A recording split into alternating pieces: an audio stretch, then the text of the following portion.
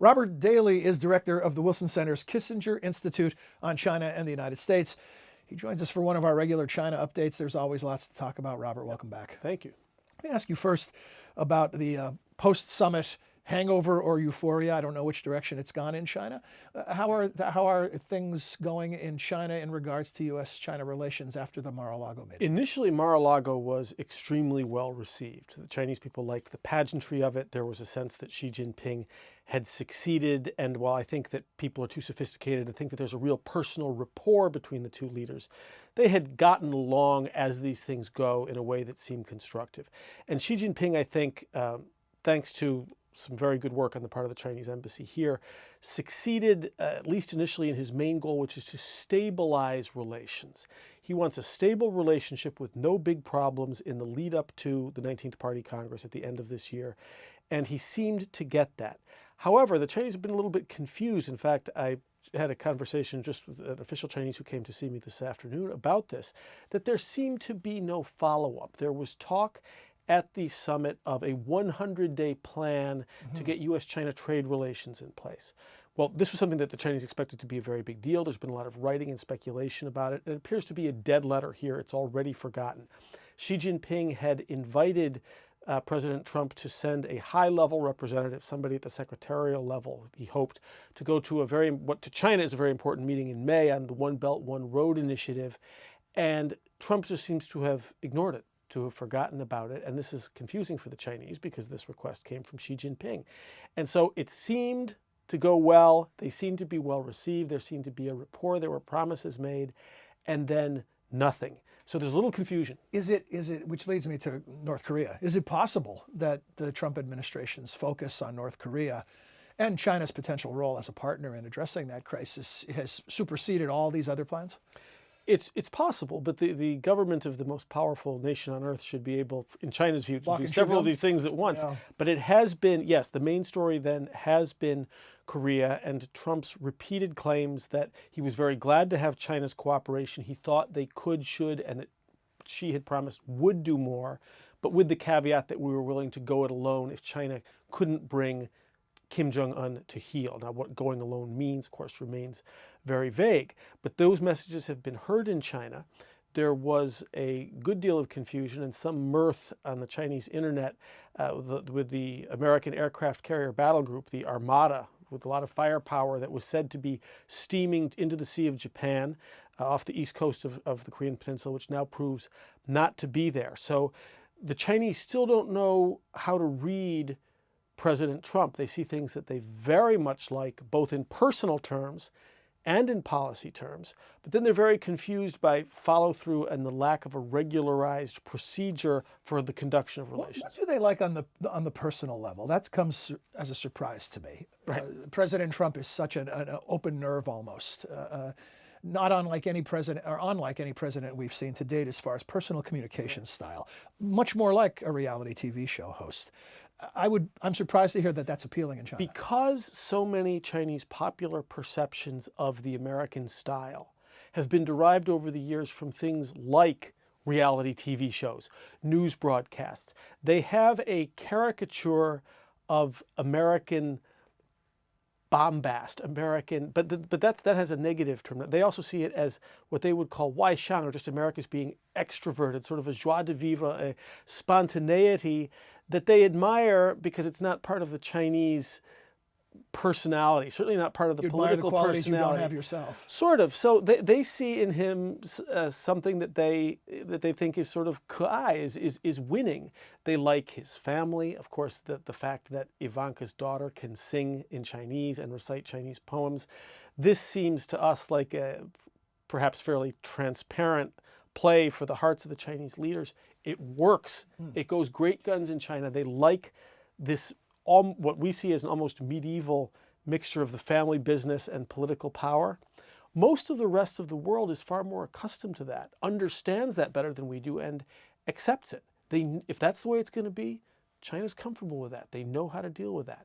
If, in fact, Jared Kushner is the channel to Trump and who he listens to on China, that's okay with China. So all of that is really very appealing. They see things they worry about too, but they're interested in Trump and in some ways are inclined to like him, but they get the people are, mocking him on the internet as well. Of course, it's a big country, there are all kinds of views, but it's not the same range of views or the same percentages that we would find in the United States. Interesting.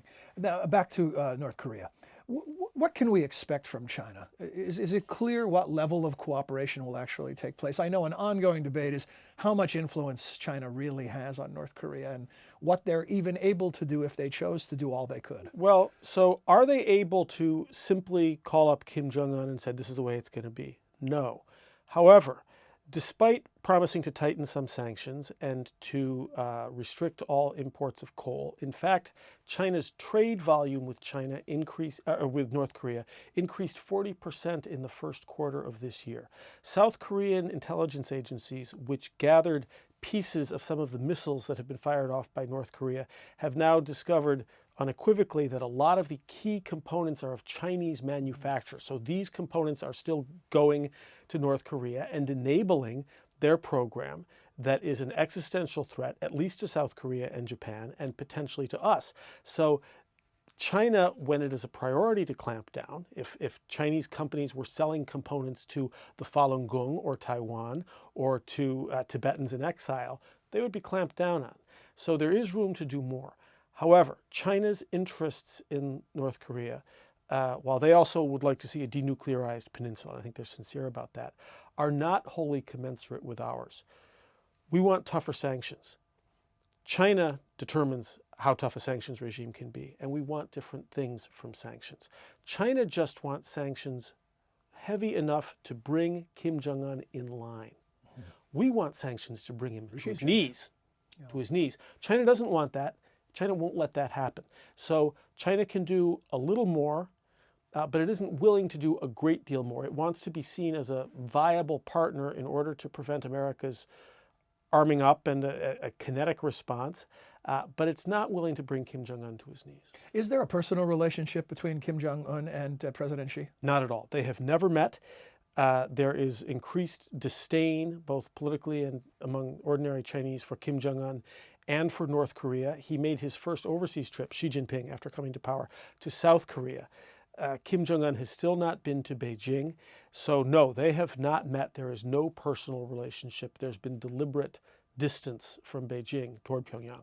Do you expect that they will take an active role in attempting to resolve this crisis, or are they going to sort of be more reactive? They will take an active role in seeming to be interested in resolving the crisis, as they did Posturing? during Are you the... talking Well, about? it's not wholly posturing, but there's a limit to what they will do. China sponsored the six-party talks during the Bush administration, which were ineffective for a range of reasons at different phases in that very long process. But China never really pushed for what a true resolution or true pressure. The process and being seen as a sponsor was enough. Through being more cooperative on sanctions, China would like to be seen as a responsible partner. At the same time, most Chinese government pronouncements on the growing tensions recently have been along the lines of, this is not a Chinese issue. This is primarily an issue between the United States and North Korea. We're the adults who will stand aside and recommend, for example, with the double freeze, this was China's most recent prescription, that North Korea would freeze all developments in its nuclear program, and the United States and South Korea would freeze all joint exercises. What does China give up in that formulation? China gets precisely what it wants from every single party while giving up nothing. But its rhetoric suggests that this has nothing to do with China, whereas in fact, while China cannot be morally blamed for the decisions that Kim Jong-un makes, and while their ability to influence Kim Jong-un is limited, the regime as we know it would not exist today without China, and we know their components are in the weapons. So China is playing a disingenuous, standoffish game of I'm the adult in the room, whereas in fact it's every bit as much a party as the other countries involved. Beyond the Korean Peninsula, this meeting coming up next month, the so-called New Silk Road Initiative. Tell us what that is and what we can expect. What they call One Belt, One Road, which includes a maritime silk road, which is actually just a sea route. It's a little bit confusing, and then overland roads. What is this? This is China's attempt to say that the gradual integration of Eurasia through infrastructure will be led by, imagined by, envisioned, and largely enabled by China with the participation of all of the other countries involved. So this integration through infrastructure is an ongoing, organic, difficult process. There are all kinds of issues of financing, of security. There are technical issues. It precedes Xi Jinping's coming to power, but Xi Jinping has seized on this as his signature diplomatic initiative. And in many ways, it makes sense for China, but it's also been used to build support for Xi Jinping and for the Communist Party, both domestically and especially in Central and parts of Eastern Europe. Western European nations see it as for the most part, as an attempt at spreading Chinese hegemony and at glorifying Xi. So it's a complex packaging of the role China would like to play, the leading role it would like to play in Eurasia. And again, a lot of it makes sense, economic sense, makes sense from China's point of view. This meeting China sees as one of the two most important meetings this year. The most important is the 19th Party Congress at the end of the year, which will lay out the framework for Xi Jinping's leadership over at least the next 5 years and perhaps beyond. This One Belt, One Road meeting, China would like to be a gathering of world leaders in support of One Belt, One Road, and therefore in support of Xi Jinping. Will any Western world leaders attend? I see Vladimir Putin will attend, but but you say Central the and Trump Eastern administration European is not planning to send anyone? Well, they haven't said that they're not planning to send anyone. They have they not just haven't responded to China's invitation. Neither the Germans nor the French are going to be sending national leaders. There's some question of whether they will even send cabinet-level leaders as a courtesy. The Chinese have announced that if Germany, England, and France don't send high-level participants, it will be because of their domestic elections or political situations. It's a loss of face to China, so China needs a face-saving way to explain non-participation from the Western powers. They're still very hopeful that they could get an American cabinet secretary to come and attend. Robert, as always, thanks for joining us. I look forward to the next time you're here. Pleasure. Thank you. Thanks.